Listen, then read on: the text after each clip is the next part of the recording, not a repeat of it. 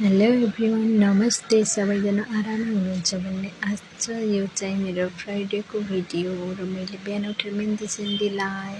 मेहन्दी लगाइसकेपछि खानासाना खाने टाइम भयो र त्यसपछि बहिनीले खाना खान जाऊँ दिदी भन्यो। अनि त्यसपछि चाहिँ हामी लाग्यौँ खाना खानातिर।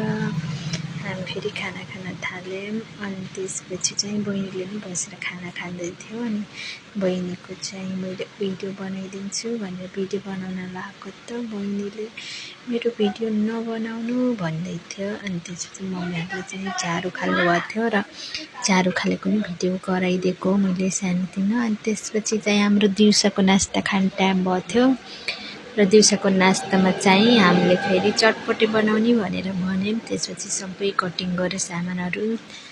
अनि त्यसपछि म र बहिनी मिलेर चटपटे बनाउन लगाएको। अनि चटपटे बनाउन थाल्यौँ। त्यसपछि चाहिँ हामीले चटपटेको सबै सामान कटिङ गरेर चटपटे बनायौँ। चटपटे बनाइसकेपछि सबैले चटपटेको नास्ता गऱ्यौँ हामीले फेरि फ्राइडे।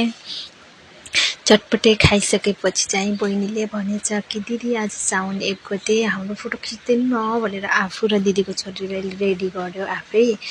अनि त्यसपछि रेडी गरिसकेपछि मैले फेरि ल हुन्छ हिँड भनेर फोटो खिच्दिन लगाएको। अनि भिडियो नि गराइदिएको, थोरै भिडियो गराइदिएँ। अनि त्यसपछि चाहिँ फोटोसोटो खिच्थेँ। मेरो क्युट छोरी कति राम्री देखेको है गाइस, दुईजना नै कति क्युट देखेथेँ। अनि त्यसपछि चाहिँ त्यहाँ छोरीले फेरि पोज हानेको के बसेर पोज हाने। त्यसपछि भिडियो सक्यो। अनि मैले आफ्नो मेहन्दीको फोटोसोटो खिचेँ। यति नै हो। Okay, by by guys.